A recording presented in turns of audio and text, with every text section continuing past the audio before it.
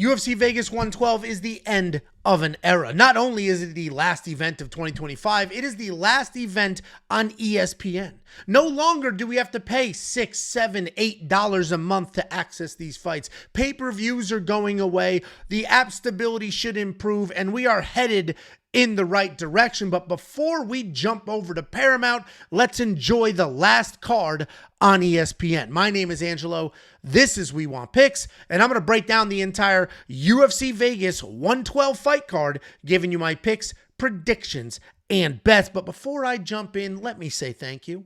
This is the time of year where Spotify and YouTube are telling you what content you absorbed, how much of it you absorbed, and you guys are letting me know. The amount of tweets and DMs, the amount of messages I've gotten from people saying, hey, I'm a 1%er, I'm a 5%er, I'm a 10%er. The lowest I've seen is 0.3%, and I appreciate every last one of you. Not only for just consuming the content and enjoying what we put out, not only the people who have become premium members, but just the people who interact with us, the people who reach out. You take the time to screenshot and send it to me so I can share it to the world.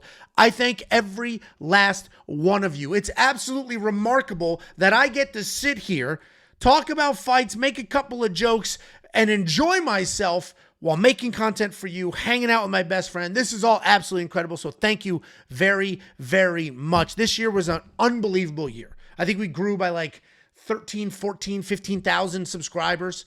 Premium membership continues to expand. The amount of interactions has increased dramatically. I appreciate you. Thank you for being here. Genuinely, this is all possible because of you, so thank you so much. We're not done, though. We're not done. UFC Vegas 112 is the last fight card of this year, but you guys know the big man. If you've been here for any meaningful amount of time, you know that literally no matter what, you will be getting a breakdown every Sunday. Next Sunday, after this event, you will be getting a UFC 324 breakdown. And it's not just the videos that have been updated. It's not just the videos that will continue to come out. Premium membership, the website, WeWantPicks.com, already has bets for UFC 324, for UFC 325. More and more fights are being announced every single day, and we are jumping on the bets. We are updating the tools, the fight simulator, the data analyzer, the tape index. Everything is being updated to include the future card. So if you want to get ahead of the movement, if you want to jump aboard, you want to place a couple of bets before the jump, before the casuals pop in and move the lines, you can do that. WeWantPicks.com. We have literally everything you could need, not only on an event week, but also leading up to each event.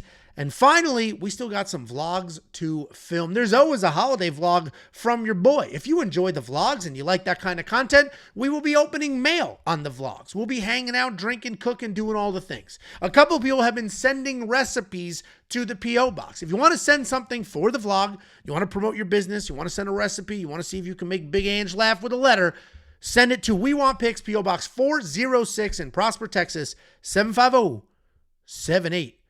Let's go ahead and jump into this fight card. It's slim and trim. We only have 12 fights on the UFC Vegas 112 fight card, and we're going to open it up. This fight order is certainly going to change. We're going to open it up with Sharaf taking on Steven Asplund. And I'm just noticing right now, first of all, the tattoo on Sharaf's chest is wild. That's a wild tattoo. It doesn't do his left titty any favors. I mean, that's a titty. That's look at it. That's actually, dude, if you crop just that part, YouTube might take this video down and be like, yo, no C-cup tits. None. Stop it. This is not an OnlyFans account. Get the titties off the screen. That's a tit.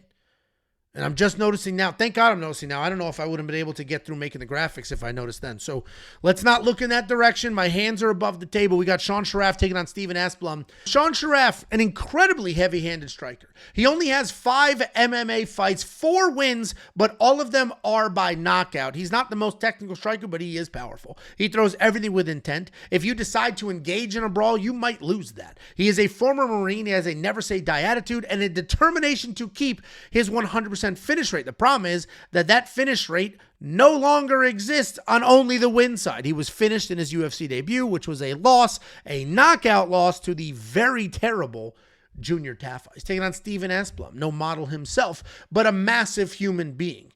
He is used to be even more tremendous. Right now, he's 6'5", 261 pounds. We are not that long off from when he was 500 pounds, similar to an Alexander Volkanovski kind of transformation. He went from 214 to 145. Asplund's going from 500 to 261. Obviously, there's a few different ways to lose that weight. You can get the lap band surgery, you can get the shot, or you can do it the old-fashioned way. And the way Asplund did it was a way that created a decent amount of cardio.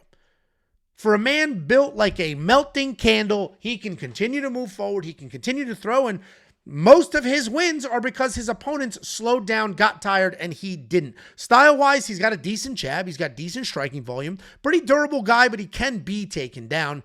He is winning fights with willpower and cardio. And if you guys have seen any of my breakdowns before, then you know the cadence. I talk about fighter A, I talk about fighter B, and then I talk about the matchup and I make the pick. Usually when doing that, I'll reference my old notes. Like the next time I break down Steven Asplund, I'll check out what I just read now. I'll check out any notes that I wrote during the fight, and then I'll come up with a new breakdown. The problem is I went back to look at Steven Asplund, or Sean Sharaf, and it's a little tricky because the notes just said, LOL, this guy stinks, not UFC level. Well, what am I supposed to do with that? So I had to redo all of it from scratch. The reality is I'm not wrong. This guy stinks and he's not UFC level. I have to pick Steven Asplund for that reason, but he might stink too. Of course, he's got pretty good cardio, especially for a man his size, but he keeps his chin up way high in the air. He doesn't really defend takedowns. He should be fine here. Just being able to chew gum and walk at the same time should be able to get you a win over Sean Sharaf, but like, Jesus Christ. Wow, they're really giving ESPN a gift on the way out. Look at this fight. Then we have Kennedy Nzechukwu taking on Marcus Buchecha. If the first heavyweight fight wasn't sloppy, here's another one. We actually have a lot of heavyweight fights on this card, which means we can get a bunch of knockouts or we can get a whole lot of heavy breathing. We got Kennedy Nzechukwu. He's long, he's powerful, he's got solid takedown defense. He can be gun shy and boring. Typically pretty durable though, somewhat unreliable.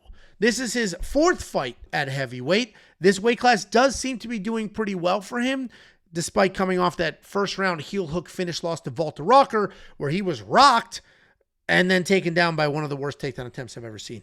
He's taking on Marcus Buchecha. This guy is a BJJ nightmare. He's a heavyweight who can grapple like somebody much smaller than him. He can grapple well off his back or on top. The striking is not very good. He is big, though. He does carry some power. Being that he needs fights to get to the ground to win, he does shoot a lot of takedowns. Some are better than others. They're not horrible. He is pretty relentless with those attempts. He's got a solid chin. He has a willingness to engage. He is closer, if there's a spectrum of BJJ nerd and aggressive actual fighter, he's probably closer to BJJ nerd on that spectrum, but he hasn't full bit down on that. He is coming off the decision loss to Martin Buday, where he was sloppy, but he was tough. And on the surface, this fight doesn't mean shit, right? Neither one of them are ranked. Like, on the surface, this fight doesn't mean anything to the division. But I will disagree a little bit because this fight essentially determines which of these fighters can actually have a career and which one's not going to make it through 2026. Kennedy is absolutely the better striker. He's very dangerous. Martin is clearly the better grappler who needs to get this fight to the ground. And I'm actually going to lean the grappler here. I'm going with Marcus because even though the striking gap is very wide, I trust Marcus. I trust him to not be the guard-pulling nerd. I trust him to fire away, move forward, and just continue to look for takedown after takedown after takedown. I think he eventually gets them and has success on the ground. So Marcus is going to be the pick.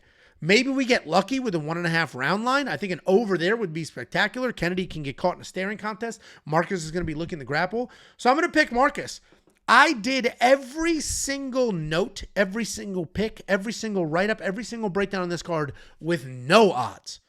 I typically do all of it without looking at odds. But after I do it all, I'll still look at the odds when I'm done with the particular fight, right? I'll do the breakdown, then I'll look at the odds, and then I'll go back and I'll adjust my notes. Not to change the pick, but to say, I can't believe the odds are this wide, or this is crazy, this person's the underdog.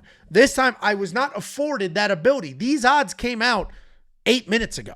I am filming this on Friday. I started filming these videos early. I used to film on Sunday mornings. I started filming them early for my own mental sanity. To stay up till 1 o'clock in the morning for a pay-per-view, then wake up, come in here, film this with any sort of energy was a daunting task. So I'm filming these a little earlier. If I have to edit a little bit based off what happened at last night's event, I will do that.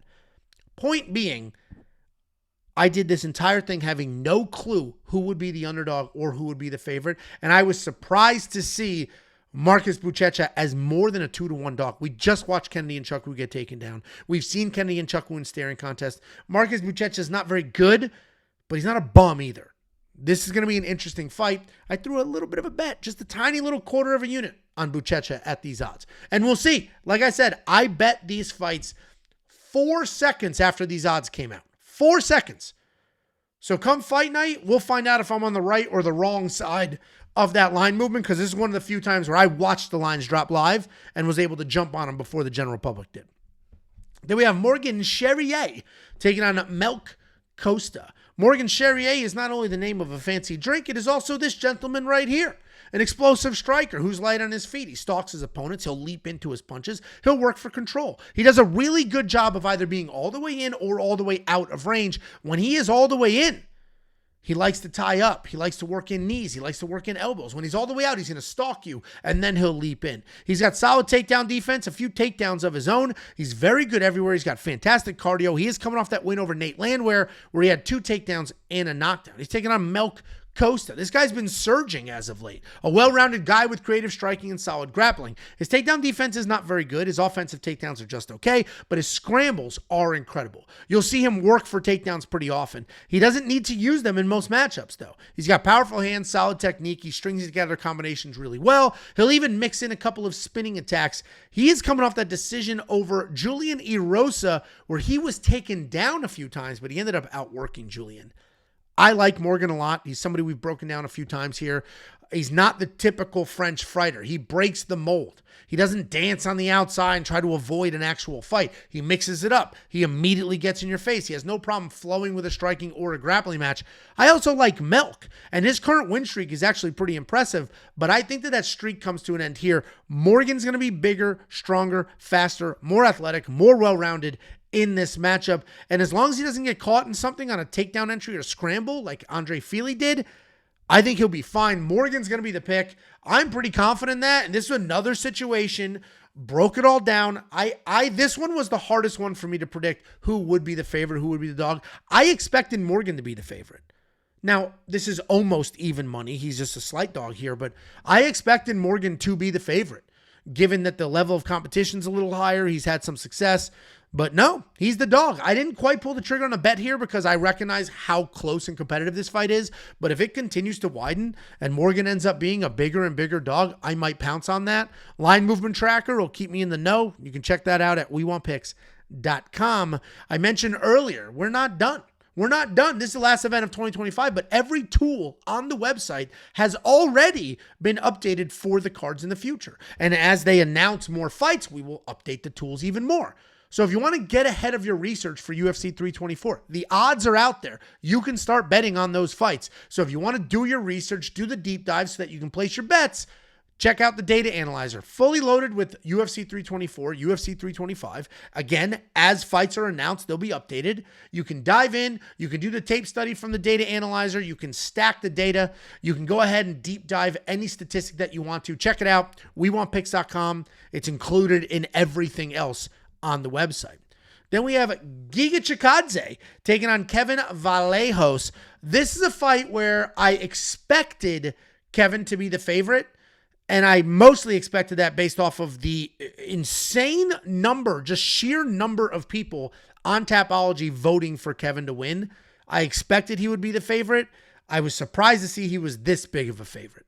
Giga Chikadze has been around for a while, and he's fought some very good guys. He's a good striker. He's got a solid jab. He's got fantastic kicks. He does an incredible job managing range. He uses his kicks to do so. The kick keep you at distance, and then he comes firing in with his hands. He's not a high-volume guy. He's only landing around 4 significant strikes per minute, but he does a nice job keeping his opponent's volume low as well. He is coming off that loss to David Onama where he was taken down 3 times, but he's not fighting a wrestler. He's fighting Kevin Vallejos, a powerful striker who sends a beautiful 1-2. If you kick, he will catch it. And then he will bomb an overhand with the other hand. He is comfortable on his feet. He's very dangerous. He has impressive speed for his size, especially considering the power. He's got a few submissions, but he does have some grappling holes. He's heavy on his front leg, but so far, nobody has really exploited that. He is coming off the decision win over Danny Silva, where he had the volume, and he actually did work in a couple of takedowns. I mentioned, I don't have odds for any of these fights. I literally made these graphics 1 minute before recording so that I can have the graphics on the screen for you. But I did reference Tapology just to get an idea for what do people think here. I was shocked to see that 87% of people picked Kevin Vallejos to win. That's insane. And I get that you have likely convinced yourself that Giga is washed. And you know what? He might be. But you can't ignore the incredibly wide experience gap here. Giga hasn't had the best performances recently, but he's losing to top 15 strikers on planet Earth. Kevin is beating regional guys and lost to the only ranked fighter that he actually fought. So should Kevin win here? Probably. He's younger, he's faster, he's more active. He seems to have great cardio, but I'm going with experience. The pick is Giga. The guy looks like Megamind, so let's go ahead and assume he's smart as shit and will use that experience and that high fight IQ. I also think the kicking range, the high-level experience, I think that can all work together to squeak out a very close win. Kevin Vallejos is dangerous, but he's still green behind the ears. Giga's going to be my pick. I'm going with the dog here. Again, I made a lot of these picks, actually every single pick, long before the odds came out. That's 2 dogs in a row. I think this is only 12 fights. I think I picked 6 dogs. And this is another one. We're going with Melissa Croden here, and let me tell you why. We got Luana Santos taking on Melissa Croden. Luana Santos is good. She's a slick grappler. She has both traditional takedowns and judo throws. On the ground, she is patient. On top, she does an amazing job of maintaining the positions, but she's mostly holding instead of advancing. She doesn't have the best striking, but we have seen some power out of her. She relies heavily on her judo throws. She is a high-level judo practitioner, but she has no problem getting into a slugfight as well. She is coming off that bounce-back win over Tainara Lisboa, where she had 2 takedowns and then found the submission in the second. She's taking on Melissa Croden, a clean striker, a lifelong martial artist. She started as a kid. She started doing Taekwondo. That evolved into Muay Thai. She throws heavy. She's landing clean. She is massive for this weight class. Absolutely tremendous. It's 3 inches on paper, but you're going to see how much larger Melissa Croden is in real life. The problem is that size, the power that she has, does come with some cardio holes. She's got a stiff jab, though. Powerful body kicks, ridiculously tough on the feet. The grappling, 50-50. She's coming off that knockout win over Tainara Lisboa in her UFC debut. If Melissa had just a sliver more cardio, I would be all in on her because I think she's going to look great early. She'll fend off a couple of the takedowns. She'll let her hands go, but I do think things will get dicey as the fight goes on. I think the second round, the third round is going to get closer. And it's going to get weird because Melissa will slow down. Melissa is dangerous on the feet. She's not great on the ground, so I'm definitely going to need that early success she has to influence the judges here. But she's going to be the pick. I think she's too damn big. I think the striking gap is pretty wide, but this might be a nail biter. I threw a couple bucks on her. I'm picking Melissa. I bet on her as a dog. Then we have Joanderson Brito taking on Melsik Baghdasaryan. And this should be a really fun fight. We got Joanderson Brito, a fast, athletic grappler with solid top pressure and a wide array of submissions. His striking is not very technical, but he will come forward and he will throw bombs. Big, wide punches, huge, heavy kicks, no regard for what comes back his way. But even though he is comfortable striking, he will look to get it to the ground and work from there. He averages almost 3 takedowns per fight, but he can be taken down if you pressure him. And that was never more evident than his last fight where he was held down by Pat Sabatini for 14 minutes. I mean, I give Grant Dawson a hard time for doing literally nothing in his fights. Pat Sabatini is the new Grant Dawson. That dude is just holding people down, laying on top, like just melting into you. He's taking on Melsik Baghdasaryan, an aggressive striker who is always moving forward. He's got a long professional kickboxing background before he moved into MMA, and you can see that in the octagon. He's got diverse striking. He does a really good job mixing things up. He'll go to the head. He'll go to the body. He'll use kicks and put it all together really well. His forward pressure, his power, his diversity is all very fun to watch, but he has grappling holes. He is coming off that KO loss to Jean Silva. This is a rebound fight for Joanderson Brito. We're not that far removed from Joanderson Brito being one of the most dangerous guys in this division. Then he loses a close bullshit decision to William Gomez. He just got absolutely slept on. Like literally somebody took him down and fell asleep on top of him by Pat Sabatini. And now the UFC is like, here you go, man. Like, you're exciting. You're fun. We need that shit. Here's somebody who won't even try to take you down. He will engage in the striking. Good luck. Go have fun. And I think it works out that way. Joanderson Brito is probably going to engage in the wrestling, as he should, but I also think he finds a submission. Brito can be unreliable at times, but he's not so dumb that he's only going to strike here, right? Like, he can't be that dumb. So I think we're good. I trust him. I think he's going to turn into a bit of a Nurmagomedov, but he's very dangerous on the ground, and Melsik's kind of clueless. So I think not only does Joanderson end up back in the win column, I think we find a finish here. And then we have the promo. We're heading into the sports mecca, if you will. We got football playoffs. We got the holiday basketball games. We have bowl games for college football. We've got a big event here for MMA. We've got the Jake Paul fight. We got a couple of international cards. We've got a lot going on over the next couple of weeks, maybe even month. The RAF wrestling, BKFC. We got a lot going on. So if you want a couple extra bucks, you want a couple of dollarinos to place a couple bets here and there, use the affiliate link. Go to the link you see here. Use it, sign up, make a deposit. They're going to pay us. It's affiliate marketing. They're going to say, thank you for the customer. I'm going to slice off some of the money they gave us, and I'm going to give it to you. And then bang, bang, bang. Everybody's got a couple of bucks in their pocket during a pretty cool time of the year to have a couple extra bucks in your pocket. Use the URL, jump in, do all the things. I said in the beginning, there is no slowing down. There is no stopping. We Want Picks doesn't stop for shit, and that includes the UFC's break. So we are jumping right in to the next card. Next week, you will have a full UFC 324 breakdown. And if you want to do your own research, you want to do your own predictions, you want to do your own bets, you want to just deep dive a little bit, all of our tools will be updated, including the tape index, including the data analyzer, including the fight simulator, including the line movement tracker. We also have an app. Every single thing we do is available inside of the app. And I recommend, especially during the break and you're not paying close enough attention, using the app. At the very least, have it in your pocket with notifications turned on, because as soon as we place a bet, and there's going to be random bets throughout the week, random bets throughout the layoff. As soon as the fight's announced and the odds pop up, bang. And you don't want to monitor that? We will. Download the app. The app is 100% free. Just search We Want Picks in the App Store. Make sure notifications are turned on. If you're not a premium member, become one. It's a couple of bucks, you son of a bitch. WeWantPicks.com. Click Become a Member. Search We Want Picks in the App Store for the app. And here are the events coming up. These are events that we, as of this minute, already have data, insight, the fight library. We already have everything for these events up, ready to go, including bets. As more fights get announced, more things will be updated. Let's go ahead and break down this main card. This fight order has to change, right? The main card isn't going to start with Alan Frye taking on Guilherme Pat, right? Like, that's not the main card of this event. If this is the main card of this event, then UFC is really giving ESPN the middle finger on the way out. They're like, you know what, ESPN? Here's a Grant Dawson fight on a pay-per-view, and here's a wild fight order on the last event we're doing on your network. And all in all, I actually think this is a decent card. We got a couple of really good matchups, a couple of fun matchups, a couple of competitive matchups. Neither one of these guys are UFC caliber. Alan Frye is not a UFC level fighter. Neither is Guilherme Pat. And this is another fight where the odds sort of tickled me a little bit. We're going to start with Alan Frye. This guy is undefeated. And we're going to refer to him as AJ Frye because that's what his name is everywhere. He's a decent striker. He's got good power. He has a willingness to throw.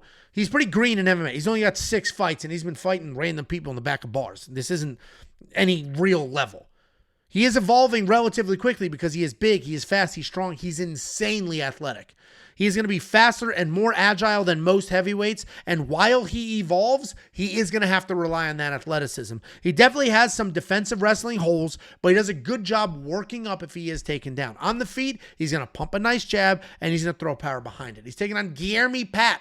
This guy is fast, he's jacked, he's a solid striker. He's got a wide karate-style stance, which you do not see at heavyweight. It's not a style that you're typically going to see with the big boys, but it's working for him so far. His ability to bounce bounce in, strike, and then bounce back out is impressive. His takedown defense, however, not as impressive. Neither is his sense of urgency. You're going to get flashes of activity from him, but he's perfectly fine being held against the cage. He is perfectly fine just chilling, relaxing, waiting for something to happen to him, because he's not going to go out there and do something. He's literally just going to wait and chill. And this is a weird fight because I don't know how this is on an actual UFC card. This is a Contender Series fight at best.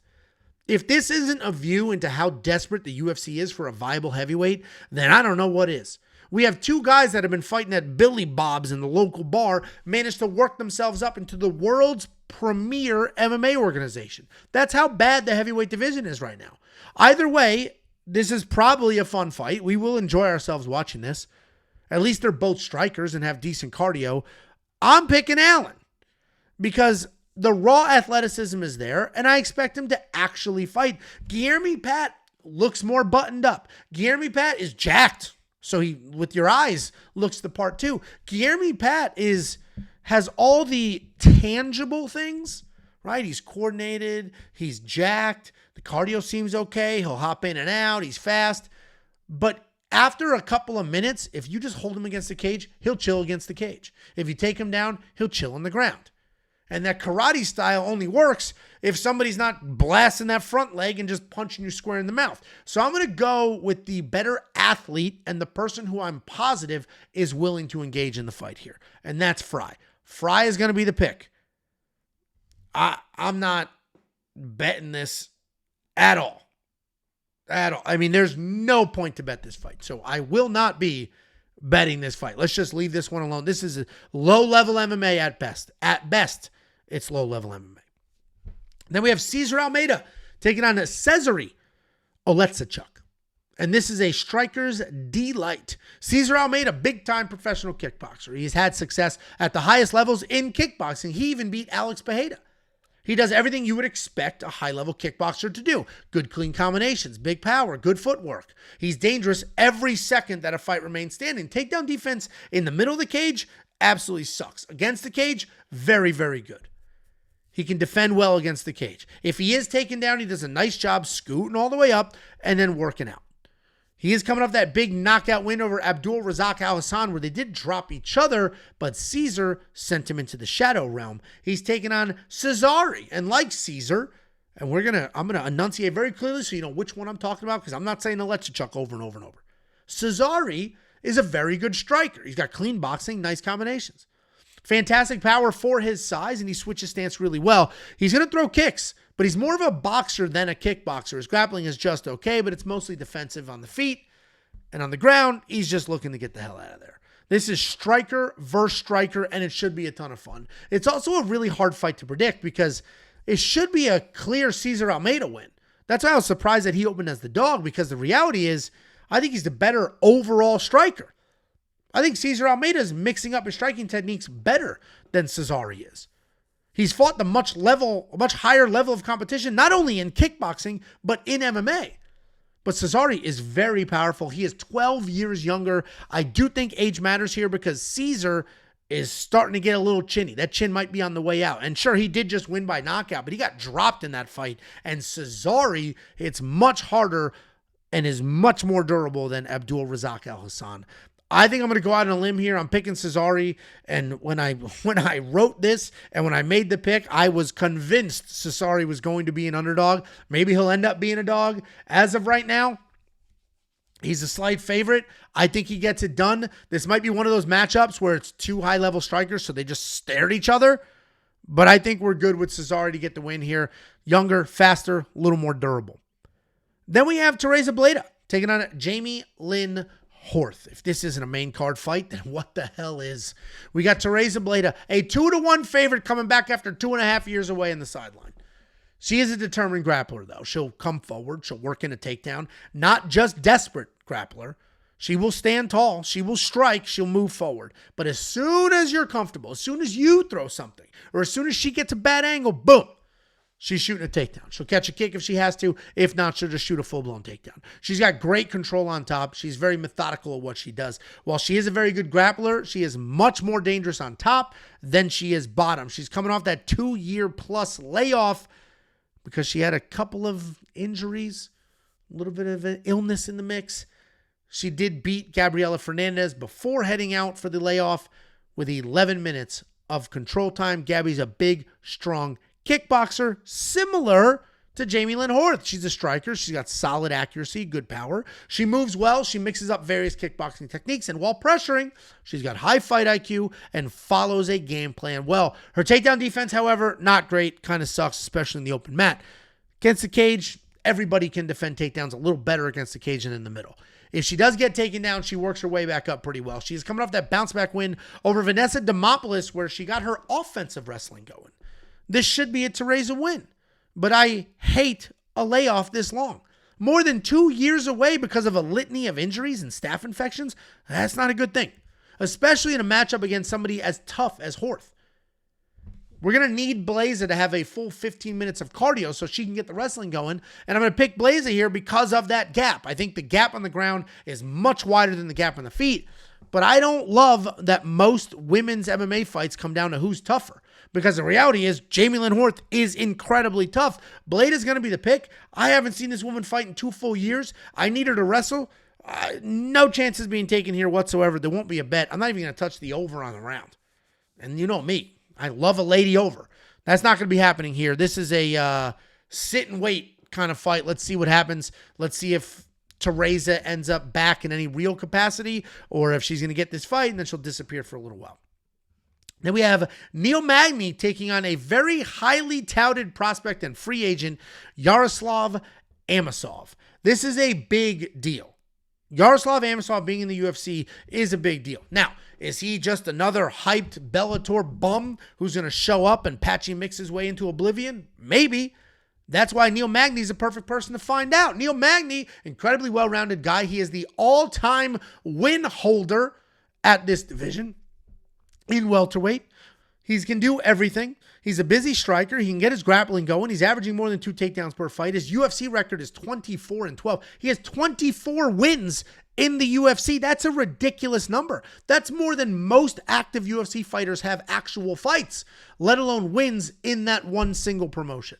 He has fought a who's who. He is coming off that controversial win over Jake Matthews where the referee stopped the fight because it looked like Jake put Neil Magny out cold in a submission. Then the round ends, they get back after it, and then Neil finds his own submission late in the third. He's taking on UFC newcomer Yaroslav Amosov. This is a guy who does a lot of the same things that you would expect him to do with a last name that ends in ov. He has fantastic chain wrestling, very good cardio. He can stick to a game plan. He's got striking as well, and while he won't be one-punch KOing anybody anytime soon, he has no problem sticking around for a striking match, which would then set up the takedowns. He does wear damage. Couple of light punches and he's bleeding already, so I doubt he strikes for very long. He's a welcomed addition, as I mentioned, to the UFC, and Neil Magny is a perfect person to test him. Is he going to be a bust like Patchy Mix, or is he the real deal? Neil has the most amount of wins in the history of this division. He's a tricky night out for anybody. He can strike, he can grapple, high-level experience, fantastic cardio, and I think the UFC did a phenomenal job here. Because the reality is, if Neil Magny wins this fight, great. It's another Neil win. We know this guy sucks. If Neil Magny loses, it's all right. This guy's 38 years old. He just won 3 fights in a row. Not much to break down. It is what it is. Neil Magny lost. Not a big deal. Let's move on. So I think it's a perfect matchup. I think it's a perfect way to find out how good is this guy, and I think he passes all the tests. I think the fact that he's an actual wrestler coming in is very different than the Patchy Mix Jiu-Jitsu nerd. It's very different than, obviously, Aaron Pico is a wrestler, but he came in way too aggressive, ate a big one, got put out. I think Yaroslav Amosov coming in, striking a little bit, shooting some big takedowns. I think he can ragdoll Neil Magny. I think he can showcase. I'm very confident in him to win here, and I know we learned a lot of lessons about UFC debuts coming from other promotions last year, but I'm good. I trust it. I believe it this time. This time it's real. I believe it this time. Then we have the co-main event of the evening. We have Amanda Lemos taking on Gillian Robertson. This fight may seem obvious, but it's not as obvious as people are making it out to be. We got Amanda Lemos, a big Muay Thai striker with fast hands and a ton of power. For the most part, she does a good job keeping her fights at Muay Thai range to avoid the takedown. She's got plenty of power, solid BJJ, but she can lose the scrambles and the transitions. She has been at the top of this division for a while now, and that has reflected in her recent record because of the slate of competition. She is coming off that decision loss to Tatiana Suarez, where she spent that entire fight defending takedowns against the cage. She's taking on Jillian Robertson. She's a grappler. She averages close to 3 takedowns per fight. She has 9 submissions, and that gives her the all-time record in this division. Her ability to get women to the ground and submit them is very important here because her striking is pretty bad. It is not good enough to hang. In fact, I would venture to say that anybody with decent takedown defense and solid striking can beat her. And guess who Amanda Lemos is? Somebody with decent takedown defense and solid striking. And here's the thing. 78% of you are picking Jillian. 78%. And I'm going to pick her as well. But we can't ignore her takedowns. They suck. Her striking kind of sucks too. The problem is, Jillian is determined. She is tough. She is gritty. She's the all-time submission queen, and she still has dog shit takedowns. Amanda's got very good takedown defense. She just defended 9 of Tatiana Suarez's takedowns. Before, she defended 4 of Verna's takedowns. Before that, she defended 2 of Mackenzie's. She can defend takedowns, and outside of Dern, Jillian might be the worst on that list. I'm still going to pick Jillian because I do think the relentlessness, the nonstop forward pressure and the takedown taps are going to keep Lemos backing up. They're going to keep Lemos with low volume. And for that reason, we're going to have one woman moving forward trying to do something, the other one just playing defense the whole time. This is in Las Vegas. If Jillian gets it to the ground, Amanda's useless on the ground. If it gets to the ground, she will be head and shoulders above Amanda. It's just getting it there that makes me a little nervous. But I trust the determination. I trust the will to move forward. And I even trust the decision if she's just relentlessly trying to do something and Amanda's playing defense. So Jillian Robertson's the pick. I'm not going to sniff these minus 200 odds. Let's just leave that alone. I mean, who has Jillian beat at Amanda's level?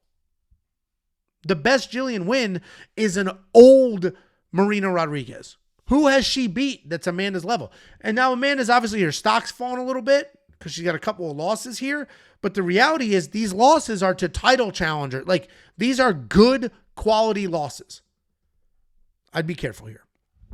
And then we have the main event of the evening. We have Brandon Royval taking on Manel Kape. This fight was actually supposed to happen at UFC 317, but Manel Kape had to pull out of that fight. So Joshua Van stepped in, which ultimately led to his title shot against Pantoja.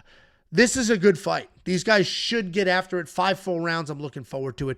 Brandon Royval is one of the most exciting guys in the UFC, period. He's always looking for a finish. He's dangerous both on the feet and on the ground. Striking is fast. It's powerful. The volume is absolutely insane. He is willing to chase finishes. He throws crazy. He brings a ton of pressure, and he just keeps moving forward. He did just lose to Joshua Van, but combined, they set a significant strike record that I don't know if it'll ever be broken in a 3-round fight. It may not happen in a 5-round fight. Those two got after it. He's taking on Manel Kape, a fast, explosive striker who has no issue chasing knockouts. He is a southpaw. He's got good pressure. He bounces in and out of range really well. He's got a decent wrestling, nothing amazing, but it is there if he needs to go ahead and change things up. He's very fun to watch. He can put on a show. He is coming off that showcase finish win over Asu Almabayev. And just quick reminder, I am a full week, if not 2 weeks ahead on every breakdown I do. So I don't know what happened in the main event last night at UFC 323. I assume Pantoja won. But I don't know what happened, so I can't use it as a reference. If Joshua Van beats the piss out of Pantoja, well, all of a sudden that Brandon Royval loss isn't the worst thing that's happened to him. The reality is, though, I'm going to be on the Manel Kape side. Brandon Royval is an absolute dog. He's got incredible cardio. He is not a guy that you can just easily, on the outside, play that touch-go game. You got to get in his face. And then you do that, he's going to throw a million strikes. This entire fight is going to come down to how Manel handles the forward pressure. And given his last few performances, I think he handles it with I'm not going to say ease, but I think he handles it with composure. I think he handles it pretty well. Manel's a sniper. And while Brandon's going to land more total strikes, I would bet, once the props drop, I would bet on Brandon Royval to land more significant strikes because that's what he's going to do. But I think he's going to come in a little chaotically. I think he's going to come in super busy, and Manel can step off and hit. Manel's got a ton of ridiculous power. He's very accurate, so I'm going to lean him here. I'm not entirely sure how Vegas is going to score Brandon Royval's relentless forward pressure versus Manel Kape's more sniper kind of dynamic here, but I think Manel Kape is just too good of a striker for Brandon Royval to drown him.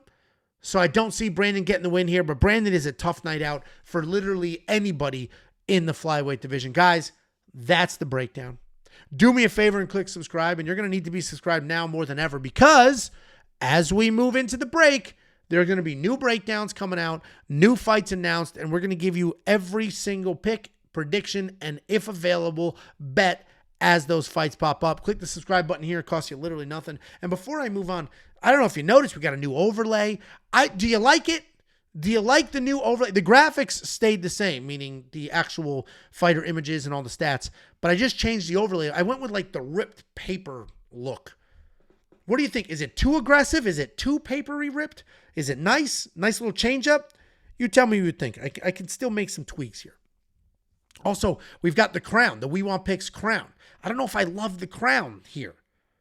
I feel like I got to change the crown up a little bit. I don't know. Give me some feedback. And the feedback's not going to help either because 80 of you will provide feedback and it'll be 40 like, oh, great. No, make these changes. And it's all going to contradict each other. I am curious how you guys think. Guys, we got another vlog to film. We have another vlog to film. We have the holiday vlog. I'll be opening up the mail, be eating cookies. I'll be doing all the things. If you want to send something for the vlog, send it to We Want Picks, P.O. Box 406 in Prosper, Texas, 75078. After that, check out the website. I told you. Not only do we have the greatest service in this space, we have the most updated service in this space. Everybody else is going to take a break. There are no breaks for the boys. There's no such thing as a break. The tools aren't taking a break. I'm not taking a break. The Bretts aren't taking a break. Nothing's taking a break. Data Analyzer already updated for all the announced fights so far in 2026. Fight Simulator already updated for all the fights announced so far in 2026. The Line Movement Tracker will be updated. Obviously, we got to get through these couple of events. Then it'll be updated for 2026.